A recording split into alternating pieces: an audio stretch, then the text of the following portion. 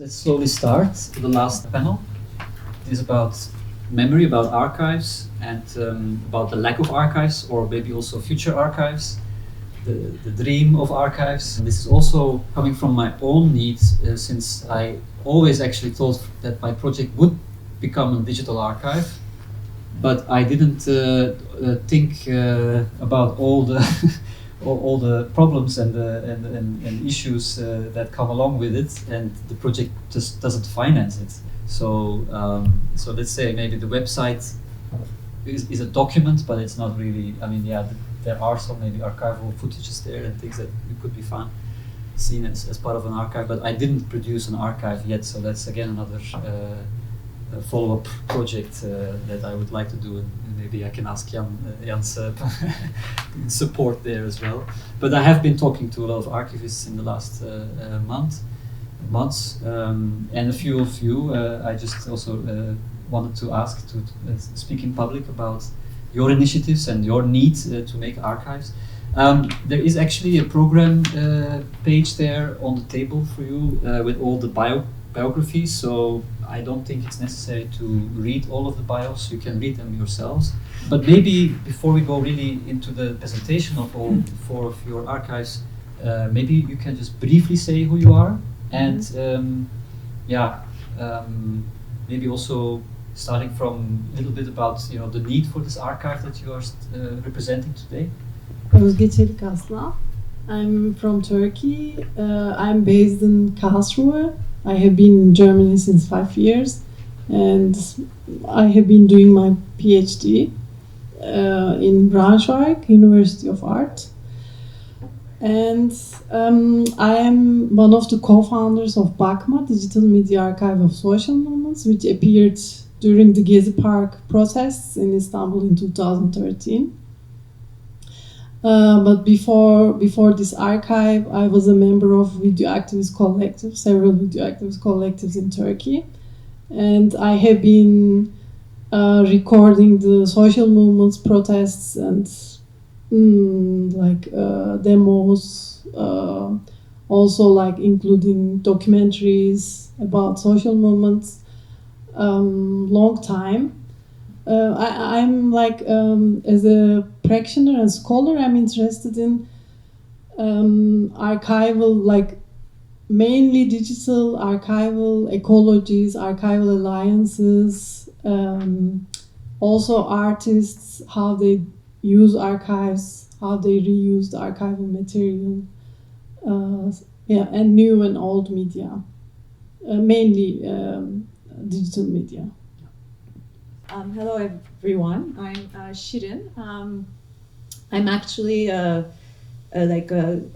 a Marie Curie scholar at the Film University Babelsberg. My research is about concerns new wave migration from Turkey and Germany, and looks at their audiovisual production, so films, documentaries, online media and things like that. But I'm actually here today on like a side project, like my relationship with archives, also kind of, let's say, started during the Gezi Park protests with the need to kind of document what was happening around us, particularly in the context of the lack of media attention, or rather media censorship or blackouts, let's say, at the time.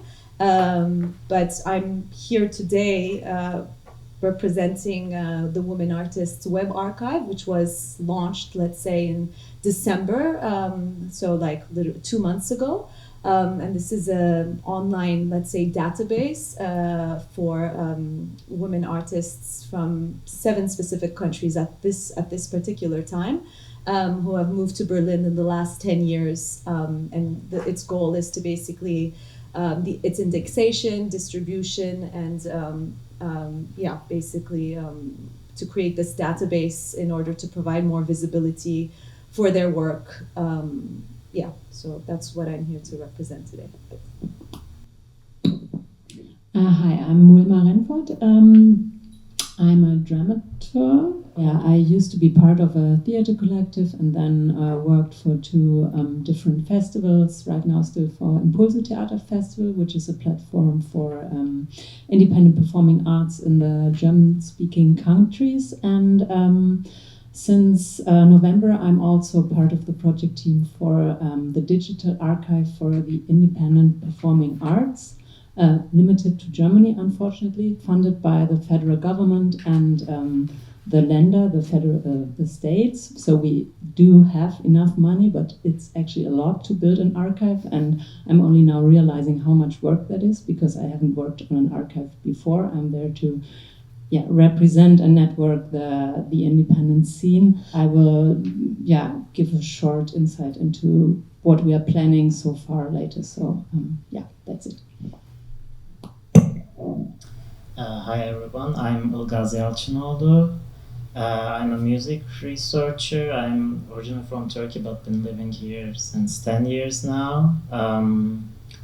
Although now my musicological research was mostly focused on trance theory and ethnographic research methodologies.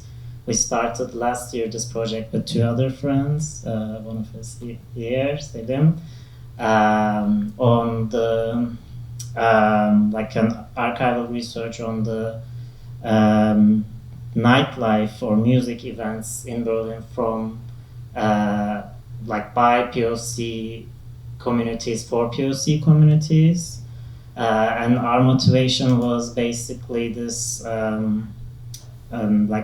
awareness that although it's so much capitalized on and it's so much entangled with gentrification, a certain figure as people from marginalized groups are all, mostly erased in that history, in this history writing, and it was our attempt to see what we can find and what we can bring into the discussion and what we can represent. Yeah, thank you so much. Yeah, so what kind of creative solutions did you come up with, or what kind of also limitations are you coming across? But so that could be a deeper discussion. I would first like you to go a little bit deeper for about 8 to 10 minutes. I don't know how long you want to speak, and give us a deeper presentation of the archive that you want to present to us. And I think I will give Şirin the floor first. So Wawa, the Women Artists Web Archive was initiated, this summer by the Apartment Project, which is a art space where actually Fixing What's Broken was exhibited a couple of weeks ago. It's an art space which was founded in Istanbul in 1999 and later came to Berlin in 2012. And is run by Selda Asal, who's an artist and curator. And this was her essentially her project, because she was saying at the time that whenever she wanted to put on a show, have a panel, a discussion, or look at the artistic landscape in Berlin, because as we all know, and as a lot of us are, there has been a lot of new migration to Berlin from a variety of different countries for a variety of different reasons. But when she was trying to kind of look at what was happening in the artistic landscape of Berlin, so who was here, who was doing what, who was getting funding, and what was being created, she noticed that it was very difficult to kind of gather information on newcomers. So the idea came to her to create basically a database, or begin archiving, let's say, in the now, the works of these newcomers. And so I came on along with also a fellow scholar, Nil Mutlar, as a researcher on the project, to basically look at who was here, who was doing what, who had come in the last, let's say, 10 years, and to create kind of this database, and to connect with them, to contact them, and to essentially start building this archive with them. And so for a couple of months, this is what we did. We basically went to shows, we contacted, whether it was galleries, museums, but essentially it was really word of mouth kind of thing, because we are also newcomers, and although I'm not an artist, we were very much kind of, part of these different communities with various different projects. And I mean, even in my project, I'm looking at filmmakers. So I was looking at, newcoming filmmakers from Turkey. So already there was kind of that research findings that could be incorporated. And we went, let's say, from there. In around, I think it was November, we put out, so you all have these. We knew that, we could collect a lot of names through, our direct, let's say, immediate network, but we also knew that we couldn't, necessarily have a hold on like all the diverse, crowds and events that were happening in Berlin. So we decided to make this little postcard and kind of distribute them in various spaces in order to, reach different people and groups. And then in November, we organized our first kind of meeting, let's say, where we wanted to present our ideas to the women that we were addressing. And this was very interesting because essentially, while our intentions were very kind of related to, we had good intentions in the sense that we really wanted to create visibility and carve out a space in the artistic landscape for these artists. A lot of the women artists questioned our intentions. So maybe I can talk about the challenges later, what kind of challenges we encountered during the building of this archive. But essentially, we incorporated a lot of those challenges because, so the main problem was that no one wanted to just be a name in a database, right? So they were like, what is the purpose of this? Like, I don't want to be a name in the database, and an archive should not just be like this dead thing, online, which, sometimes some people visit, but is essentially just like really not very functional. So this idea, and so as a result of this first kind of meeting, we started to organize face-to-face events. So the whole point was to actually build the archive together. So what should this archive look like? What should, what type of categories should we have? And we realized also as we started building it, like you can see kind of like the opening page categories at the top, but even this became problematic because we were using kind of like the institutional model to build this archive, right? So like the geographies, the discipline, the keywords, the tags, all these kinds of kind of like generic categories, which a lot of artists coming from particularly these countries, so you can see on the postcard which countries they are. So Afghanistan, Iran, Iraq, Palestine, Turkey, and so forth. These are already women coming from these countries or have already been categorized as artists from these countries. So they really wanted to kind of step out of that, not to become like kind of essentialize their artistic production in relation to like the country that they came from and so forth. This was one of the main issues that we were talking about and are still discussing. What we're doing at the moment is still, as I said, working on the presentation, looking for more members, trying to accommodate kind of all of these different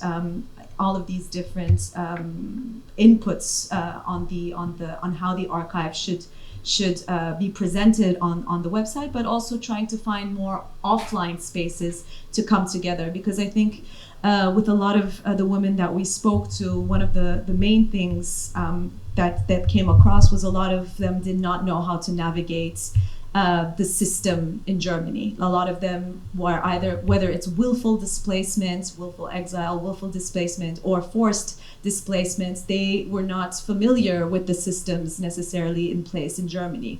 It was really, a lot of people didn't speak German and so forth. So it was really, we're really at the moment trying to have more online face-to-face encounters where we can provide care towards one another and support each other beyond just being names in a database. So we also want to help each other out, build a community and build kind of like this network of aid where we can have multiple kind of spaces of togetherness, whether it is through each other's events. So for example, whenever a member of Wawa has an event, it is We have a newsletter that we run every week where we announce the events. We come together at those events. We also have, which is not visible here, but we're putting into place at the moment a login system where we will have a help board or like like a support board where people, for example, if you need a camera woman or if you need an editor, we can first of all, or not even like necessarily in terms of collaborative working practices, but also like, what's a good German course or like, really like life-related things that we're trying to put in place so we can help each other out in that sense as well. But as I said, we have several challenges ahead of us. We did launch the website. At the moment, we have 35 artists on board, although all our database is around like 200, 250. Like we have the names and email addresses of women artists coming from these 7 countries, around 200 and 250. We haven't received necessarily answers from everyone, and we have also received answers stating that they wanted to be removed from the database. Again, I can go into this maybe in a bit. So at the moment we're slowly building, and we have this summer in June an exhibition that we're going to have at the Kunstraum Bethanien in Kreuzberg. It will start on the 9th of June, and this will be kind of a way to showcase both the archive. So there will be the presentation of the archive in the form of like kind of like an interactive map, which we're working on right now. And also the artists in the archive will also be kind of also not all of them, but some of them will also be part of the exhibition in and of itself. So, we are searching for ways to kind of create these spaces, showcase these works, provide visibility and discussion surrounding the work that these artists are doing. Yeah, thank you. Maybe if there's anybody who has a clarification question, it's now the time. I have a question. Yeah. Can we access the database online? Because I can't see there. It says artists. You can click on. Maybe I can talk about like the functionality of the. I don't know if it's the right time to do that, but you can see that. So there is artists, geographies, disciplines, and themes, and you can, when you go into each of these tabs, there is essentially like the list. There are names, but you can also search them through categories, through geographies, and so forth. So these are all the search engines. And right now, as I said, since we only have 35 artists, it's, it might seem a little redundant, but since the goal is not only to stay limited with these 7 countries, but also to expand these countries, I think at that point it will become a bit more functional. And the categories that we've currently decided upon might become a bit more useful at that time. But again, these categories might also change because, as I said, like geography, for example, is a big problem. We have Palestinian artists who are like, yes, we need geography. Whereas we have other artists from Turkey or Iran who are like, I don't identify as an Iranian or a Turk or whatever, and I don't necessarily want to be under that category.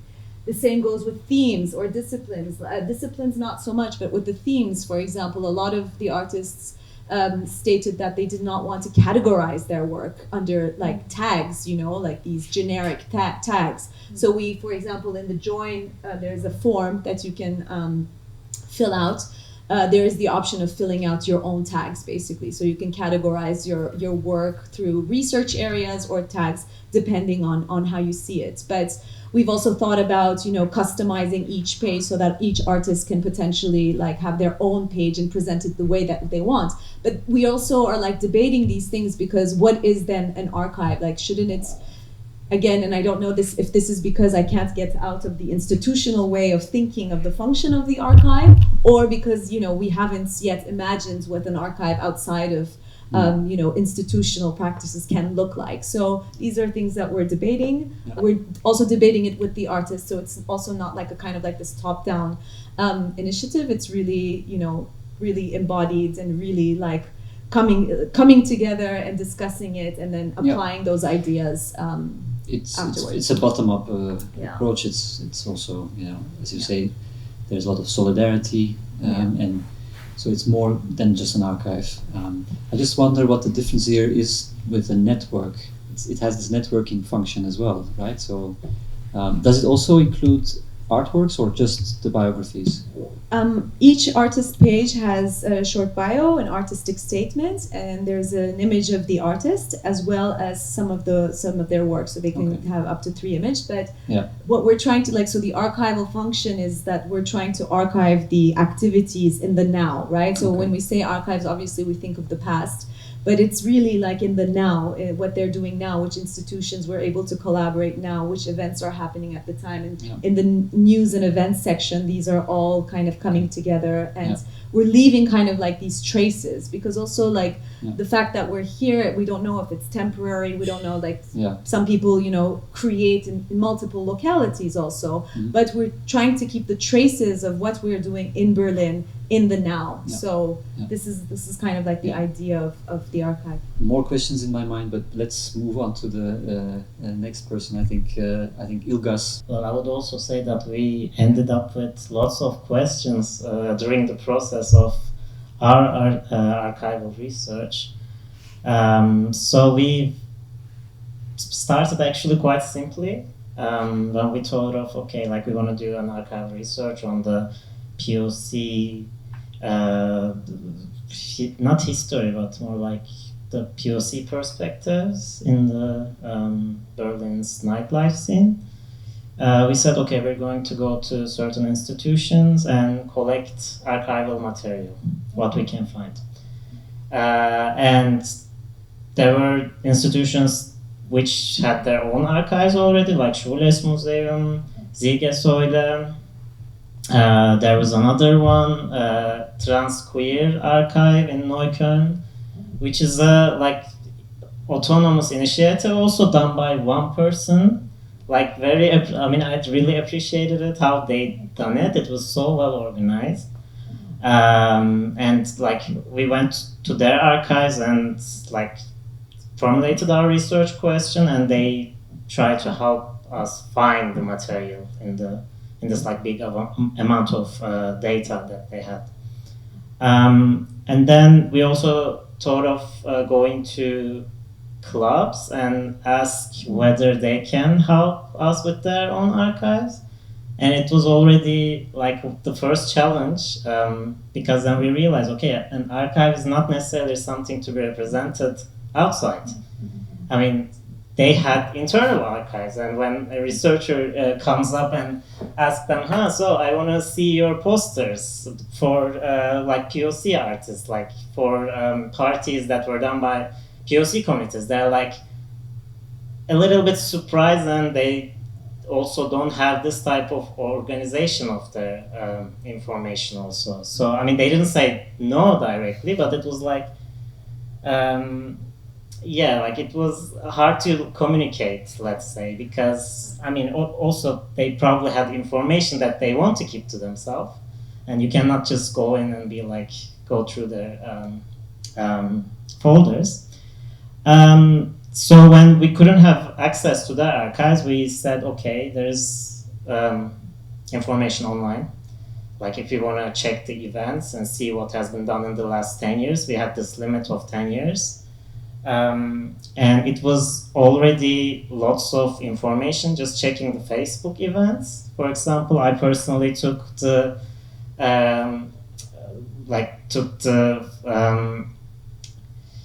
task of looking at Schwutz's Facebook page, and it was already like 10 years of events. I mean, it was very interesting. I had so much fun.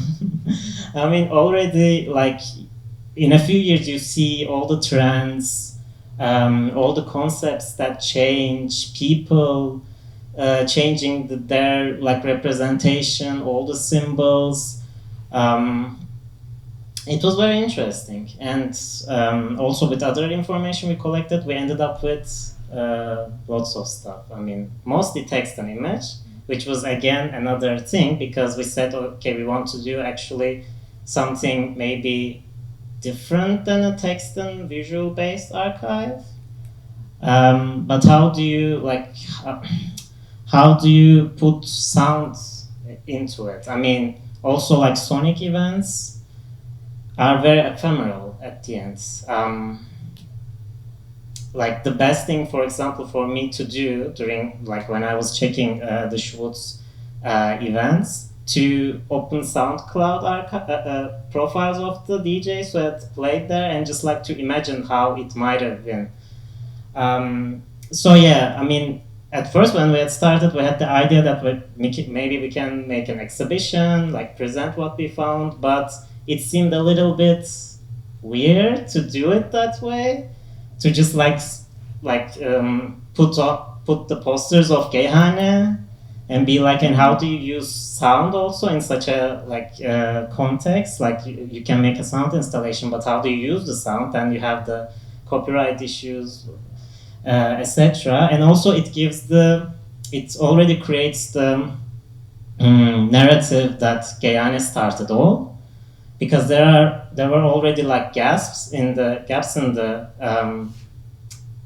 in the research that we made. Like I remember some parties, for example, from just a few years ago by POC communities, and when I now look for them in the internet, I find nothing.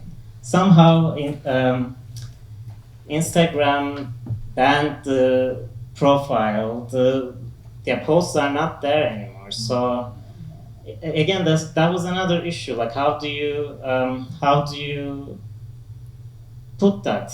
Like, I mean, probably like the ones that we knew, we could go to the people who had organized them and ask them, and also like listen to their part of the story, let's say. Yeah, and also, I don't know, I can talk about the challenges also later when we're discussing together. So we also ended up with the idea that rather than doing something more like representative, okay, we have this archive, and this archive represents the whole history. We also thought that we can create a space for other people who are trying to build community archives that are meaningful, that can build alternatives, that can bring in like creative ways. And we organize workshops basically.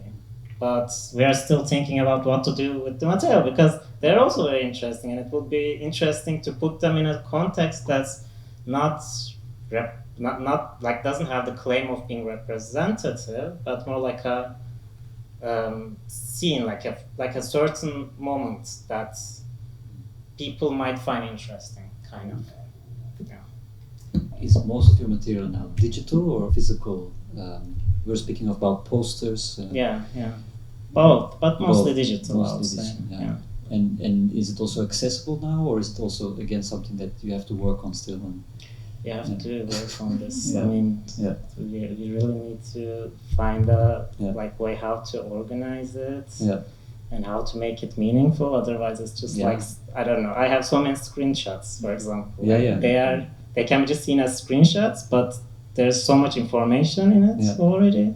So we're still kind of thinking. I would be interested to know how you then structure that, and how do you find these, even just screenshots again, findable, you know, and that's one thing I was thinking about, but also how do you follow all the rules and the laws of that data collection, or is this for a community, so we don't have to really care that much? These are already public posts. So how do you deal with that? I also need to seek consultation about it. I mean, okay. To be honest. No, that's very honest. Of course, you do it out of a good. It's a good project out of a goodwill, but Yes, I mean. Yeah. Okay. Then we can move it. Özge? Yeah. Well, yes, bak.ma means don't look in English. So bak.ma is a digital media archive of social movements. It has become a transnational archive recently. like the content is made by generated by video activist collectives who collected recording social movements from 1960s until today. We came together, a group of people. We started with a few people. We were a few people recording in the square, the occupation and the protests. Many people joined us, and then we decided to, at one point we decided to make a call to other protesters if they bring their material to us. We were collecting born digital material, and we had a tent in the park. We were collecting also from the activists. The idea was not to create an archive, but the initial idea was to make all those recordings accessible. We were editing the material, and we were creating sort of video diaries of each day. So it was a huge workflow. But we had an office that time, so we could manage somehow. And then during the occupation and after, we were receiving many requests to share our collected material. So we decided to create a platform that people can access, or we were also considering to give the drives to one of the foundations that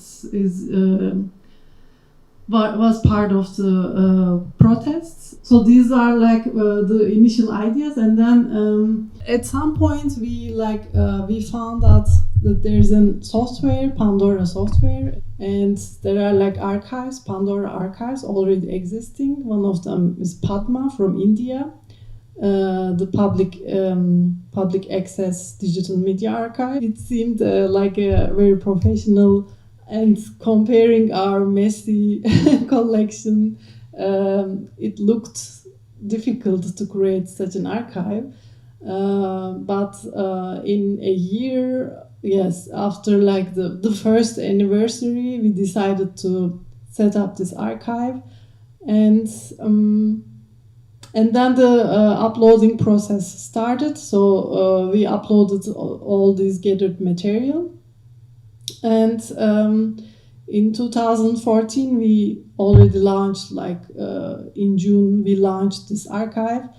And after a year, we were thinking, okay, we have this space, and we can upload our former collections. So we started to also upload the previous collections that we already recorded during other our work in former video activist collectives. Other groups, syndicates, or other activist organizations from Ankara, Seyir Sokak or Kara Haber, the former collectives, they also brought their stuff to us, and we also uploaded some of their collections. And today we have over the content is really there's a massive content, and there are many collections. Some of them really very well ordered, annotated. You can access the information. You can everyone can watch the videos, play the videos. But Pandora is a software that enables the users. You can become a user, and then you can upload also videos. Everyone can download, but in order to upload, you have to sign up and become a user. So behind the whole thing, there was a collective, a volunteer-based work. But the people came and leave, or some people stayed. So there's a huge network, but the core team is only a few people. We are running this space, and the maintenance is, of course, difficult. when we generated the archive, we applied to some seed grants, and we succeeded to get these grants. But each year it's becoming really difficult. So I think sustaining the archives is really an issue, and like comparing Europe or US-based archives in the global south or like countries like Turkey, it's really difficult to finance this work. Yeah, so I mean, I'm really interested in this part after 10 years. Like I want to talk about the challenges and problems. The financial sources is really limited. So sometimes I receive a lot of like questions from other archival initiatives, and I always like bring this issue forward. You know, the internet history is full of these dead websites and unstable archives that they dissolve in time. So this is actually a question for everybody that we can discuss later, right? I mean, there are some new archives starting with some funding, but the maintenance, that's the big question, and to make it sustainable, and not being compromised by money that comes in at some point and then might maybe somehow meddle with your activities. We don't want that kind of interference, obviously. So this is an archive that is entirely online. Yes. So the maintenance is really about the cloud or whatever space you have, yes, and to keep the part and the website running, basically maintaining and updating and also probably saving, so that you need to have backups. Yes, Yes, when I say maintenance, it's about maintenance of the online structure. This you see, and also also creating copies of hard drives. Because it needs to be like constantly backed. But we shouldn't use this cheap hard drives, but sustainable hard drives. And you should keep the hard drives in a good climate, and you should time to time use them, that they can keep alive. And also preservation is a problem. Preservation is important, and also security is important. We copied the hard drives and we left some of the copies to some institutions as well, that they are safe. The hard drives are also safe in some other places. So institutional collaboration is also important for activist archives. And maintenance, another issue is to keep this volunteer work also alive, to keep these connections, to keep the collaboration alive. It's also part of maintenance. Yeah. A lot of work. But it has political relevance still today, I think, and especially since the government tried to erase a lot of this from the memory of the people and from the cleaning the internet as well, I guess. Did you get any blockages of access? It has a complex structure, and they don't need. These people don't need our archive to create this kind of threat. Then we can move on to the next and the last speaker, Wilma. Yes, so I will talk about the digital archive of independent performing arts, which does not exist yet. So I'm also not showing our website because there is just a description of what we are planning to do.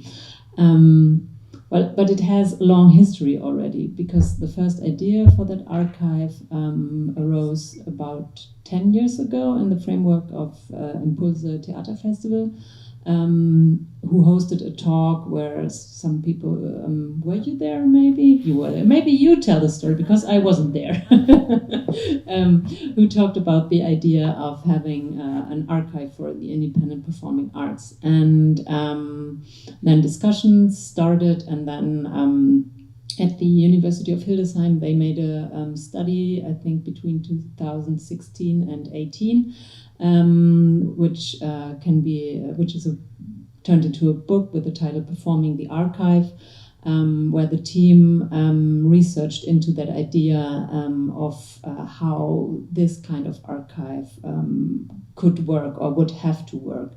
And their conclusion was that this archive would have to be decentralized and therefore digital. It cannot be like a house, and it cannot be like an institution where you give your stuff and then people look through it and say, we'll throw this away and we'll keep this, and this is important and this is not, but that it has to be something that is like from the bottom, where all the thousands of actors of the independent performing arts can archive themselves, so that it doesn't have like strong gatekeepers. I mean, of course, that is also a question that will come up. What do we do with problematic content? But that is something that we will do later. And then there is also a, how do you translate Verein? Association. An official association was founded also to realize this plan of the archive, and this association applied for money with the federal government and received the money for a 3-year project that now started last year. And now we'll be 3 people, we hope. It's really difficult to find people who are good at digital archives. It's really hard, I'm telling you. That is an obstacle. Like my colleague and me, we started in October and November, and we are still looking for the third person. So application finishes on Sunday, if you know someone. So we have a job. Yeah, but the concept, this is like the backstory of it. And we are really happy because it is, I would say, rather well funded. 3 people who have a 50% job for 3 years, and we can also pay programmers, which I think are terribly expensive. And yes, you nod. But the concept, it will be digital, like an online platform, and we have it has to be suitable for different audiences. It has to be, or the plan is to make it compatible with scientific or scholarly archives, which is, I think, extremely complicated, so that it is compatible with controlled vocabularies from the scholarly scene, which I'm only just diving into. But it has also be compatible with the practice of the artists. So there might be huge problems with the terminology of these two scenes that might not be compatible. And it should also be, and that's the title of the study, Performing the Archive. It should be something that is alive and not something that looks like an opaque of a library simply. That wouldn't reflect the liveliness of the scene properly. So we will also work with 3 artists, and we will also put out a call soon for 3 artistic positions to collaborate with us, to give their input on how to realize this aspect of performing the archive. How could an online space be lively? How what do we need to do? And we're really just at the beginning of conceiving this. And there is also this thing with the copyrights. Like the minimum thing that we can promise is that we will offer an archive with metadata, like where you put in all the names, places, tags, all that. But then the question of what can people really upload is first a question of copyrights.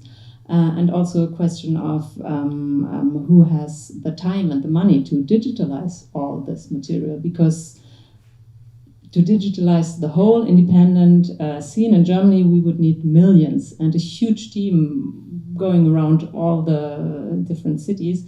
And then to ask the artists to archive themselves. I mean, it's at one point we offer this infrastructure and then hopefully also the visibility, but we cannot offer someone to sit next to every artist and have them digitalize their material, because there is lots of material dating back to, 1960s, and also artists who are also not digital natives and might have difficulties digitalizing their work.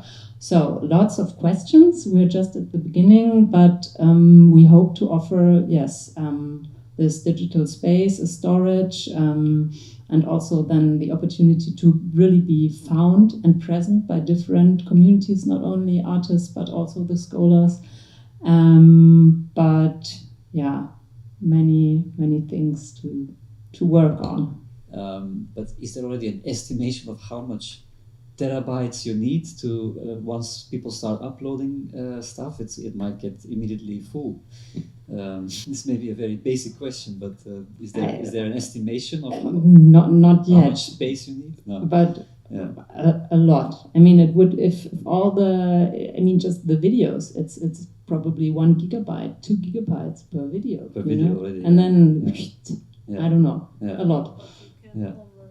Yeah, make them smaller, but it seems like a very fascinating project.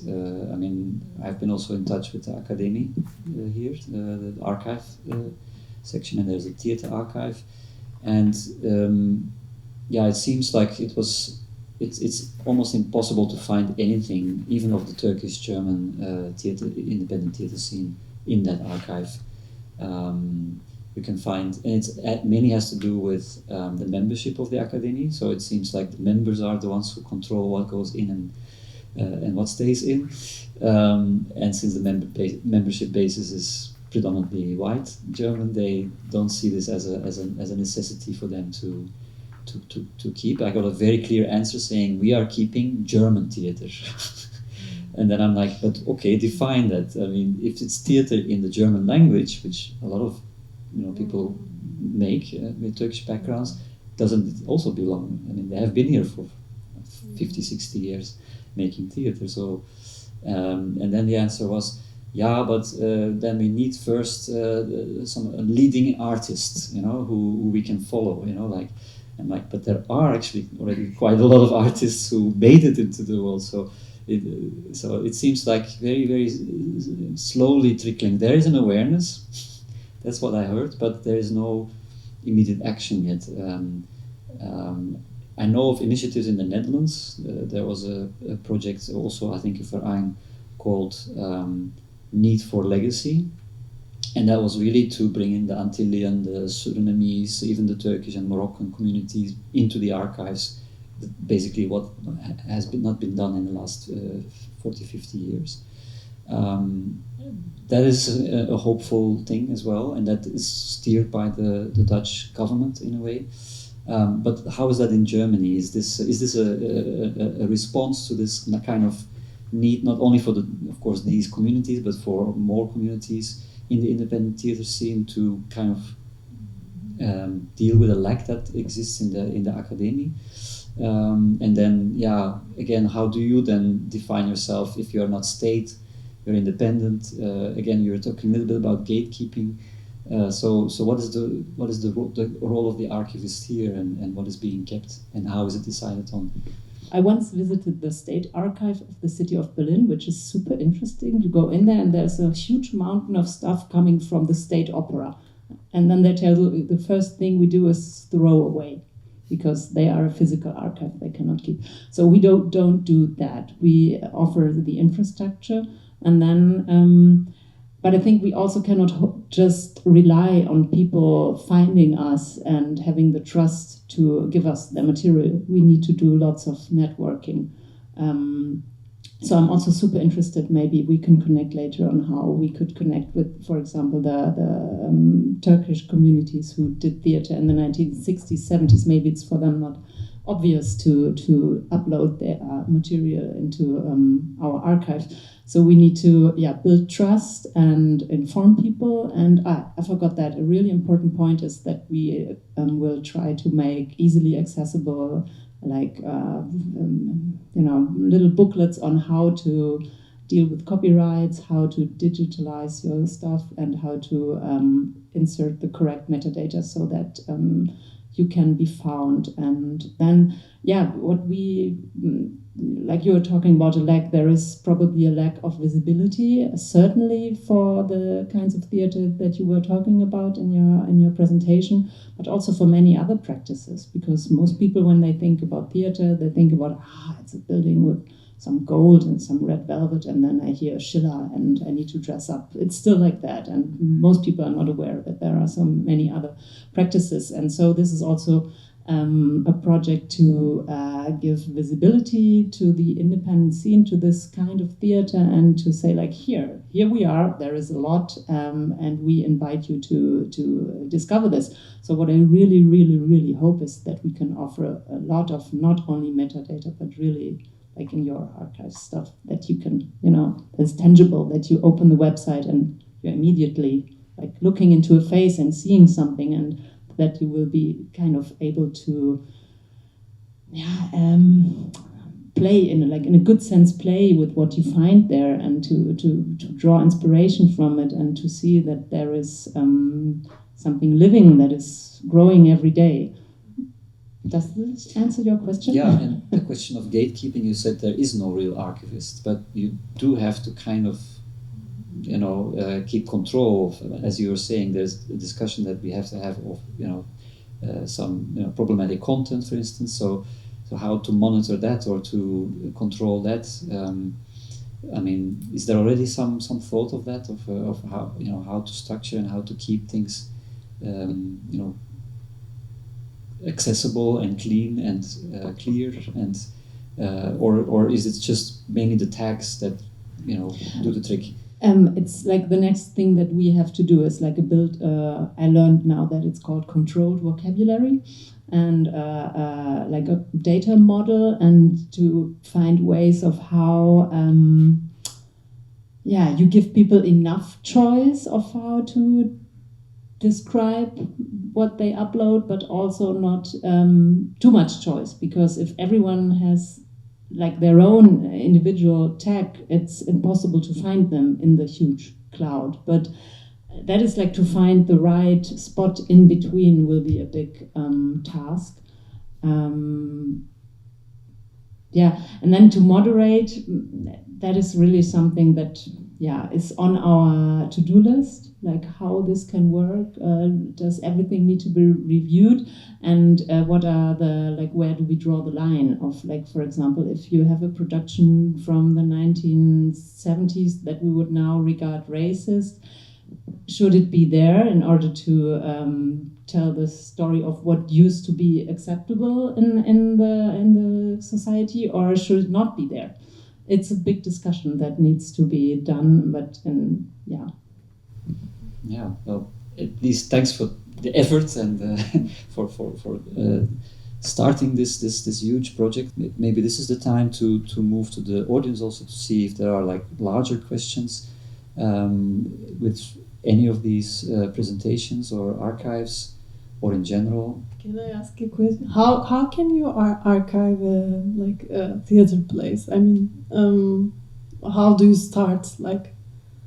Like tangible material, or like digital material, or how did you start, and where did you start? Şöyle başladım.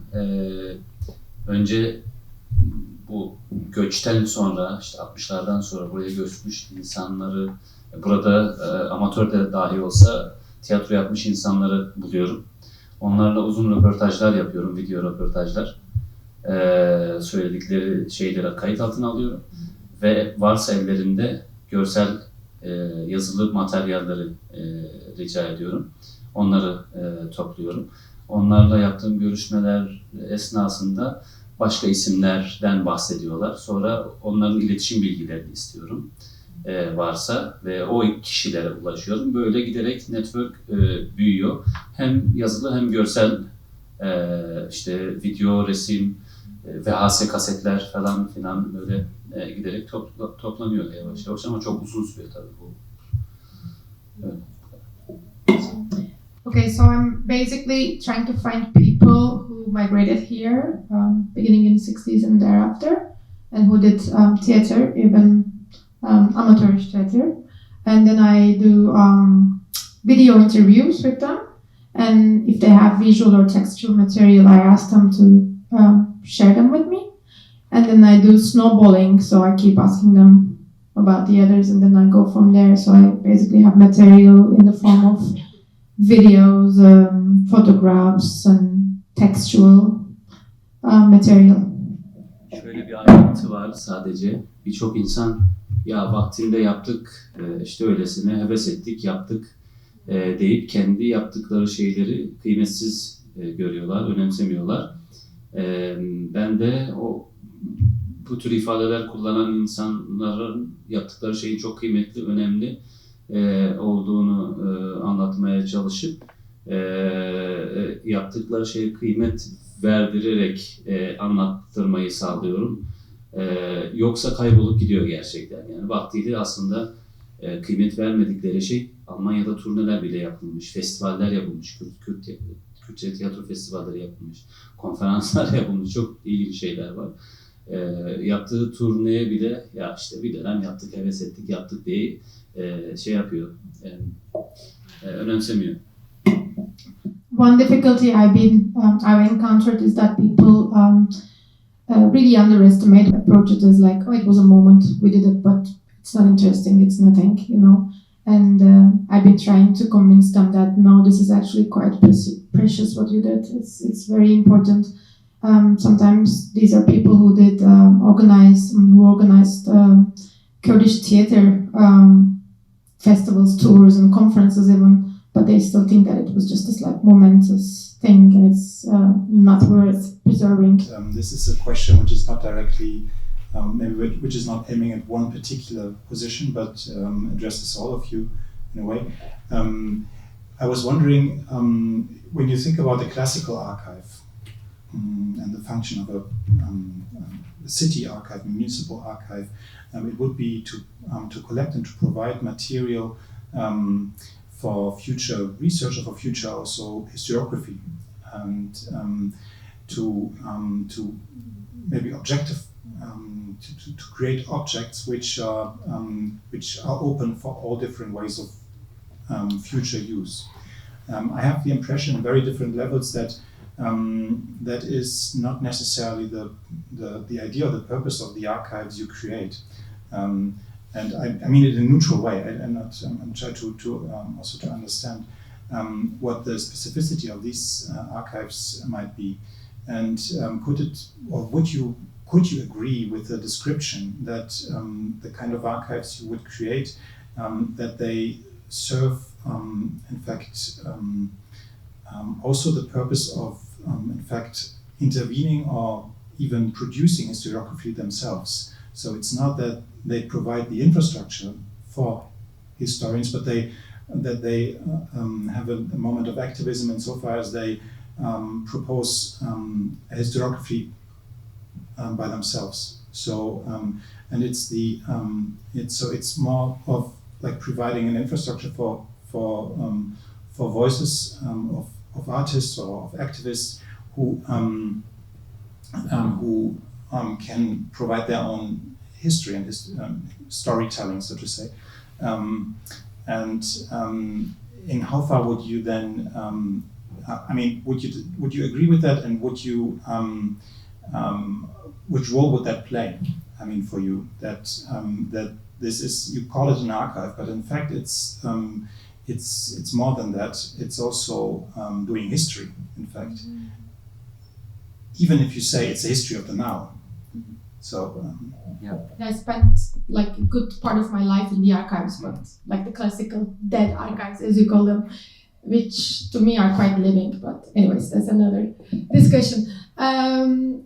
I was thinking about this very term archive when you were talking, and I was thinking about this term living archive, and like what you do is basically archiving the here and now of things and trying to capture something that is already in like movement, which is actually very difficult, it sounds.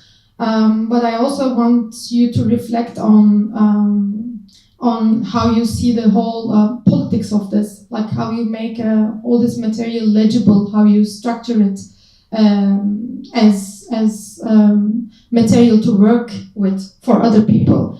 Pieter used the word gatekeeping, but I want to actually follow up on that and use maybe like a broader term of like the politics of archiving, archive keeping, and like what makes this an archive and not just like a catalog of things.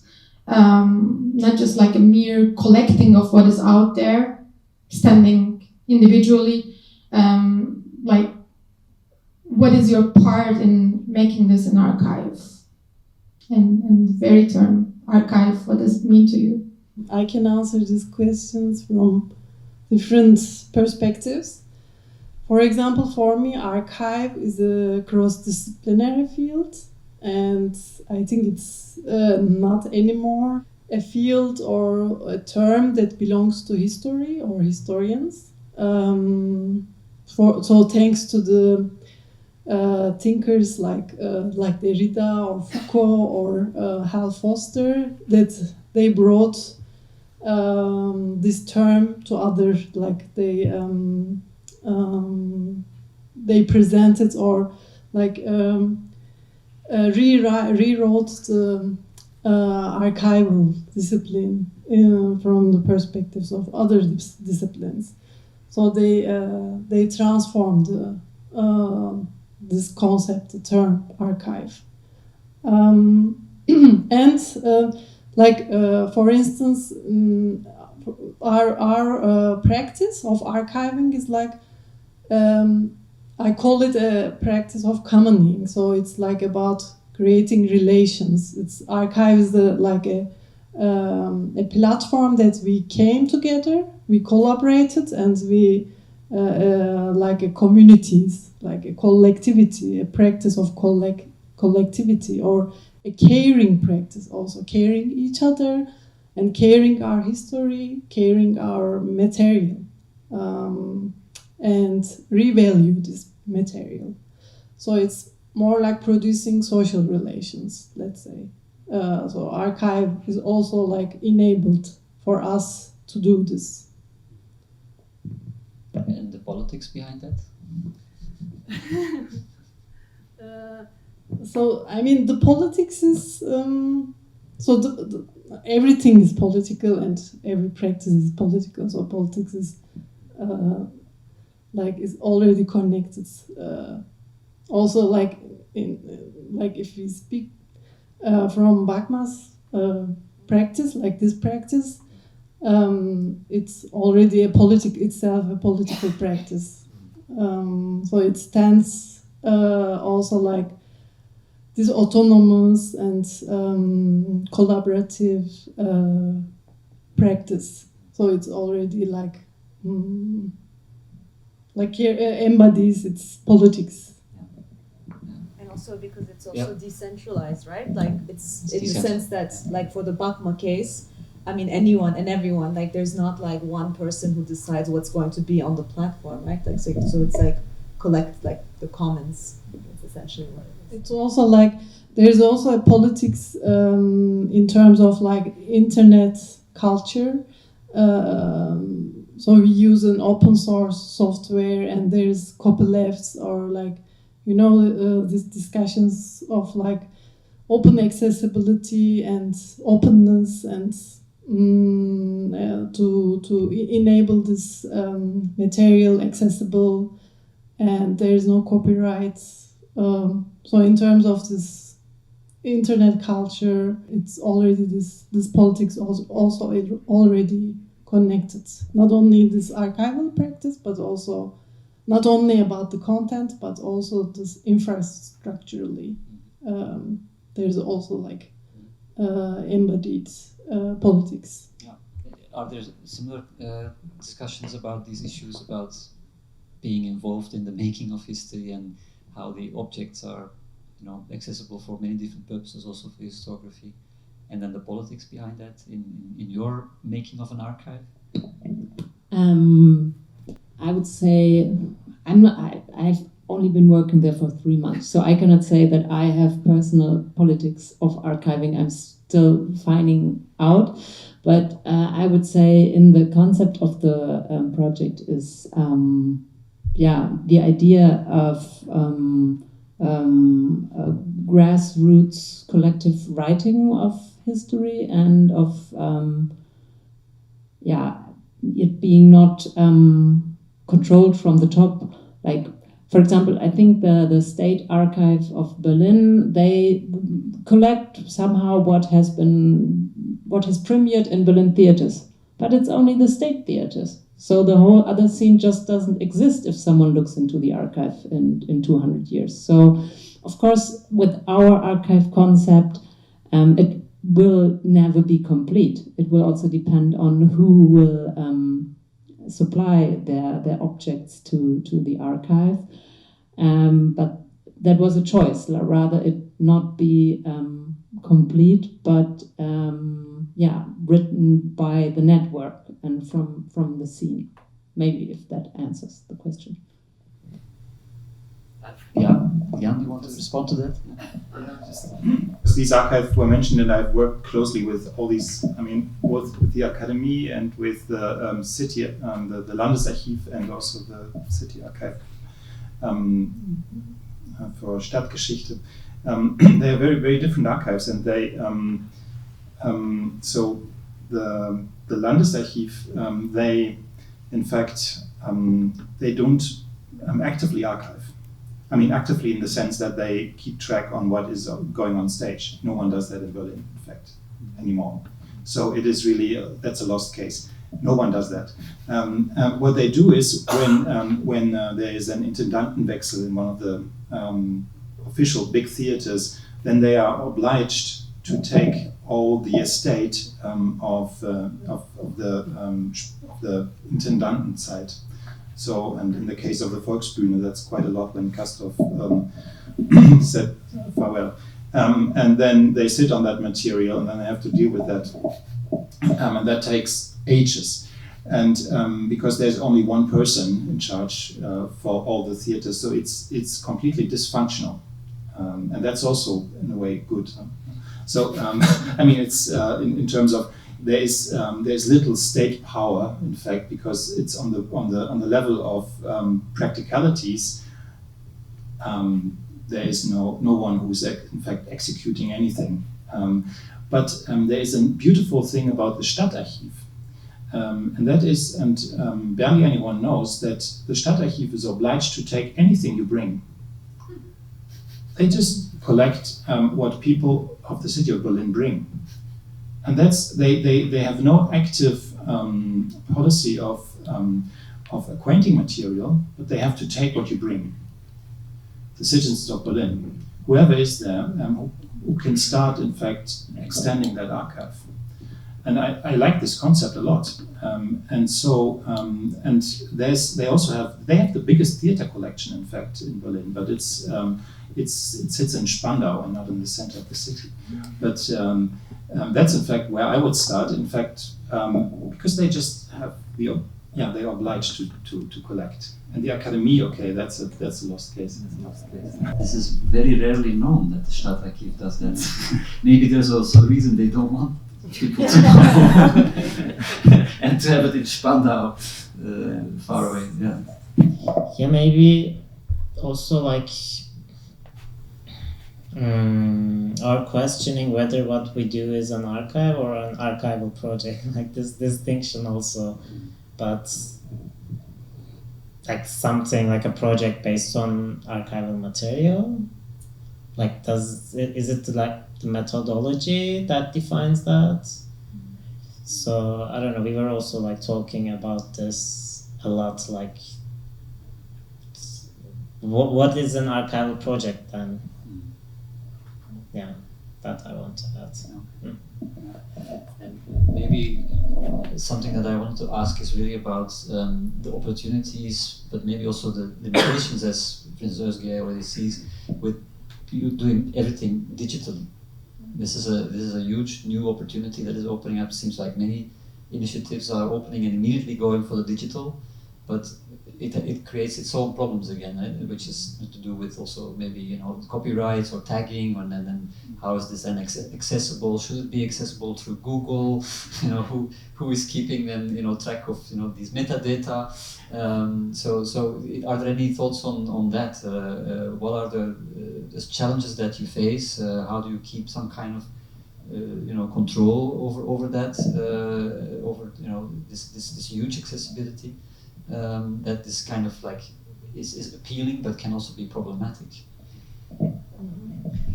I think all archival material has a certain lifespan. I mean, digital also. I mean, concerning like hard drives are like they can really like function 5 years, and after 5 years you can lose material. So there's deterioration in digital material in years. So this is like all archives are vulnerable, not only non-institutional, but also institutional archives. And I mean, like tangible material also, like they can be lost, or like the recent earthquake in Turkey, many like archaeological museum also like affected. So you can lose also like objects and archival material. But digital, of course, I mean, digital enables accessibility, and you can access from all over the world. Yes, that's true. But digital doesn't mean that it has a limitless life, or it enables a limitless accessibility. bak.ma is also, like, as I said, very vulnerable and very fragile. And we can lose it anytime. Yes, it can happen. So there's this question. Yeah, I mean, we have this question as like team of like bak.ma. We also have this question, and we have to live with it. We have to accept this, and maybe we will lose it, or maybe we can't pay.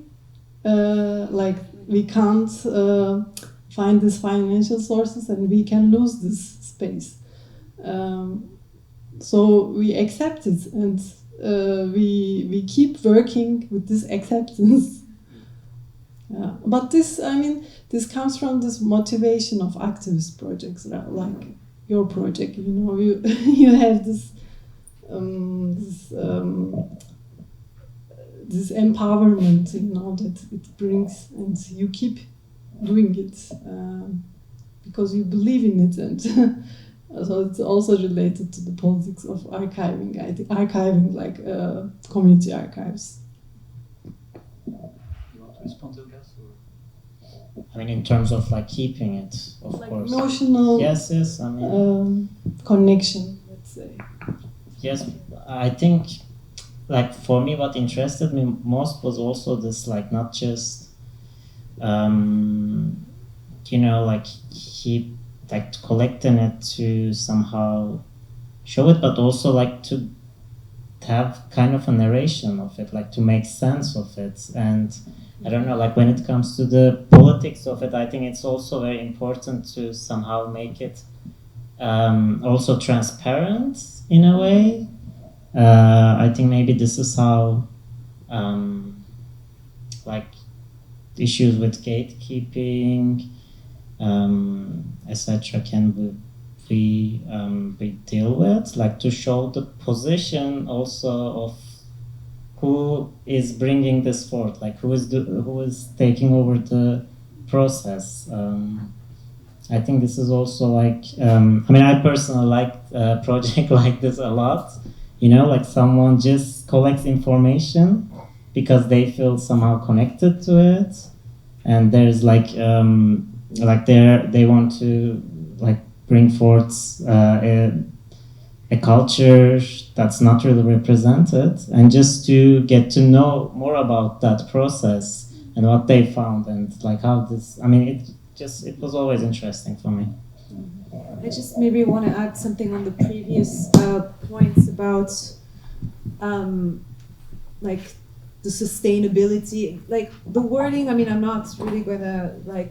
I mean, is it an archive? Is it a network? Is it a community? Like, it was named as such, and honestly, this is something I also think. But is it a community? What exactly are we doing? Are we really like archiving? Is this just what kind of a repository is this, and so forth? But maybe we'll see in time, because essentially what we're doing is like collecting this material that relates to the artists on the webpage, and just creating, is it a database? Like, all these words are just kind of like swirling in my mind, and what exactly differentiates that from that, I'm not really sure at this point. But the goal is essentially to move in this direction, because, you know, just the example that you also gave, like no one else is doing it. So we want to keep keep traces of all this work that is being done in the now, and how the city is also transforming, because the influx is incredible. So one of the difficulties, of course, is keeping trace of that, right? So, you know, you have to keep a trace, you have to go to exhibitions, whatever, like, and so forth. But one of the other things with like working with these non-institutional or whatever archives or databases is that, you know, you do it voluntarily, right? So it's like, it's really up to you to sustain that. And when it's, when it's like, you know, non-living material, or if it's audiovisual material, it's one thing, you can take a break, it can, you know, be on a, like, just have this dead moment or whatever. But with what I find with this archive with Wawa is that I feel responsible towards people. So these are all like women who want to be part of this, and that's what we mean by the living. So it's not just a database, it's like we come together. It's like an extended form of the archive, of this database, whatever you want to call it. So it's like we come together in physical spaces, and so this extension is what we mean by the living, or the embodied, or the activated, or whatever all these words are like, you know, used in talking about this context. But the other thing is with the transparency and the non-hierarchical kind of construction. I mean, sure, like we do the work as a team, but this team might not always be like this team, you know, like, because there's at this point no funding, or at least, you know, we're all kind of doing it voluntarily. And because we're so connected with the artists in the archive, you know, one day maybe, you know, if I leave Berlin or something, someone else can replace me, because they know the process, we share the process, and so forth. And there has already been, for example, one of our artists who has come to all our meetings, who was one of our speakers in the first panel that we did in the context of our archive, who has, you know, already been sending us links to find, you know, she's like, why don't we apply here? Like, this can provide funding, and, you know, maybe we can, you know, create these videos, or like, you know, she has all these ideas about it. So it's really like this kind of like, okay, if it's not me, there's always someone else, or and things. So it's like really kind of building outside of this, of this online space, and and it creates a community, and it's a collaborative effort. So maybe I can give Wilma the word and ask, since you are in the process of making an archive, what do you take away from this discussion? Is there something that you think like, oh, this was an interesting point, and let's think about that further for our own archive? Everything was interesting. I cannot boil it down. I think it's really inspiring, the work that you do there, and I cannot reduce it to one point. Okay. I think we can close it here. I think if there's nobody having one last urgent question, I can kind of come to the closure. This is also the end, actually, of my project, the Exit. Peter is also saying it's time to end things. Time to end, yeah. Mike will sleep soon, and I will follow, I think. No, thank you so much. So this was the final event of the Exile Lives project. Obviously, what I actually take from this is that there is so much more work, there is so much more to do, so I will definitely keep going on. I really want to thank the panelists for taking the time and sharing the space to discuss all of your projects and the things that you came across making these archives or still making these archives. And I want to, of course, thank you, the audience, who kept listening and being engaged during this process, and especially these last 2 intense days that we had here in this wonderful space, Hotel Continental.